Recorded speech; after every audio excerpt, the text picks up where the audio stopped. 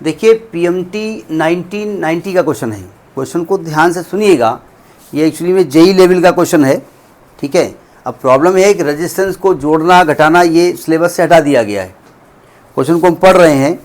लिखा है in the network shown in the figure each resistance of 1 ohm the effective resistance between A and B is what. अच्छा, आप जानते हैं कि जिसके जिसके बीच में इफेक्टिव रेजिस्टेंस निकालना होता है, आपको उसके बीच में एक बैटरी लगानी होती है, ये बताया ना हमने, और करंट को फ्लो कराना पड़ता है। अब ज़रा समझने की कोशिश करिए, मैं डायग्राम में दिखा नहीं रहा हूँ, हवा में बात कर रहा हूँ। देखो यहाँ से करंट जाएगी, यहाँ के 2 ब्रांच हो गए, क्यों? ये करंट आगे बढ़ी, यहाँ पे 2 ब्रांच हो गए, ये करंट यहाँ फिर ज्वाइंट हो गई। अब यहाँ डिसाइड करेगी इधर जाऊँ, फिर यहाँ से मिलेगी। दिक्कत हो रही नहीं हो रही है? अब एक बढ़िया सी बात सुन लीजिए, बैटरी तो हम हटाए दे रहे हैं, मान लो बैटरी लगी हुई है। इसको लगाने के बहुत सारे तरीके हैं, ठीक है। एक सिमेट्रिक मेथड होता है। आपको ये देखना पड़ता है कि फिगर किस पॉइंट के अलांग सिमेट्रिक है, किस लाइन के अलांग सिमेट्रिक है। ये बताओ, अगर मैं ये एक लाइन खींच दूं तो क्या ये फिगर इस लाइन के अलांग सिमेट्रिक है? बताइए। अगर मैं कहूं कि ये फिगर इस लाइन के अलांग सिमेट्रिक है तो सही कह रहा हूं, नहीं कह रहा हूं? इन सब की वैल्यू फिलहाल आर मान लेते हैं, ये सब की वैल्यू आर है। ये बाद में आर को 1 लिख देंगे, सही रहेगा। अभी फिलहाल आर मान के हम चलते हैं। अब सिमेट्रिक जरा सुनो ध्यान से, अगर मैं इसको फोल्ड कर दूं ऐसे, तो क्या ए बी के ऊपर आ जाएगा? नहीं आ जाएगा।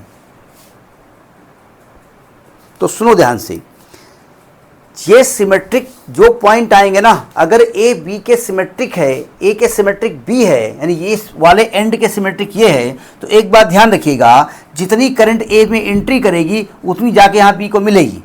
समझ में आई बात नहीं आई? मतलब ए में ये लाइन इसके सिमेट्रिक है ना, ये लाइन इसके सिमेट्रिक है ना, ये लाइन इसके सिमेट्रिक है, ये लाइन इसके सिमेट्रिक है। क्यों? तो जो 2 लाइनें सिमेट्रिक हैं उनमें करंट सेम फ्लो होने वाली है। लॉजिक पकड़ में आया? यानी यहां से करंट अगर आई फ्लो हुई है, जरा समझिएगा, और इसमें एंट्री की है I1, तो बताइए इस वाली लाइन के अलांग ये सिमेट्रिक है ना, तो भैया इस वाली वायर में भी करंट I1 होना चाहिए। ये पहला पॉइंट आ गया।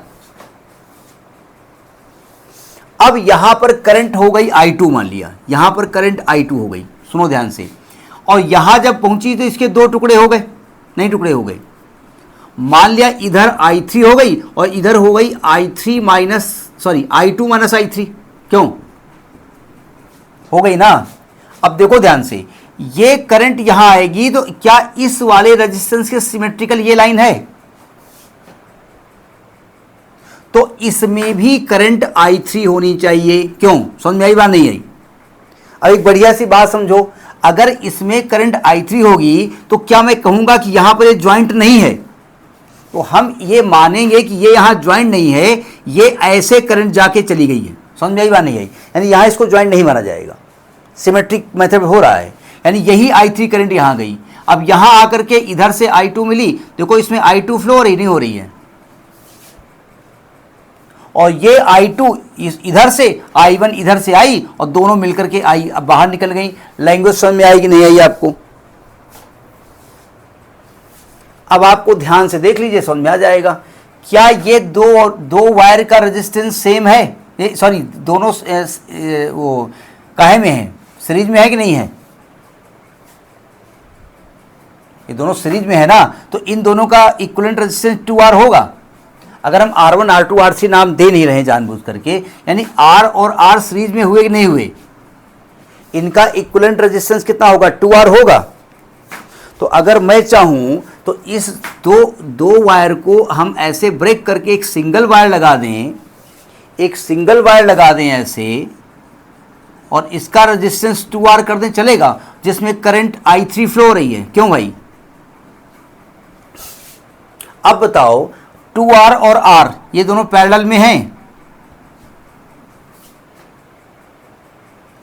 ये भाई यहां करंट ब्रेक हो, यहां बात हो, 2R और R पैरेलल में है ना, तो 2R और R का इक्विवेलेंट हमने R1 मान लिया, तो 1/R1 is equal to 1/2R plus 1/R, यानी 1/R1 is equal to 2R LCM हो गया, तो 1 + 2 आएगा, 3/2R हो गया। तो R1 की वैल्यू 2R/3 हो गई। भैया कैलकुलेशन देखे रहिएगा, तो कैलकुलेशन मिस्टेक हम बहुत करते हैं जबकि मैथ्स के टीचर हैं। तो R1 निकल आया ना। ये बताओ ये दोनों वायर का जो इक्विवेलेंट रेजिस्टेंस है वो कितना हो गया, R1 हो गया ना।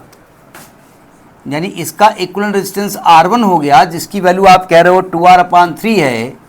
तो इसमें भी I2 करंट फ्लो हो रही है। तो क्या ये तीनों वायर में I2 करंट नहीं फ्लो हो रही है? तो अगर मैं इन तीनों को देखूं तो सीरीज में है कि नहीं है?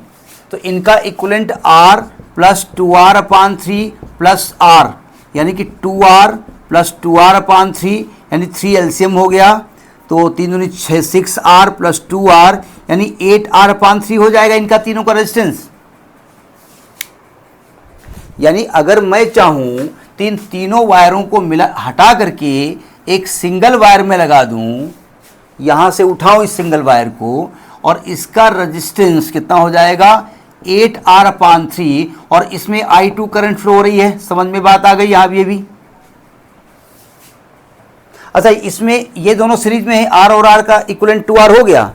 तो यानी ये दोनों वायर हट गए, और दोनों वायर हटने के बाद जो इक्विवेलेंट रेजिस्टेंस आया वो 2R हो गया।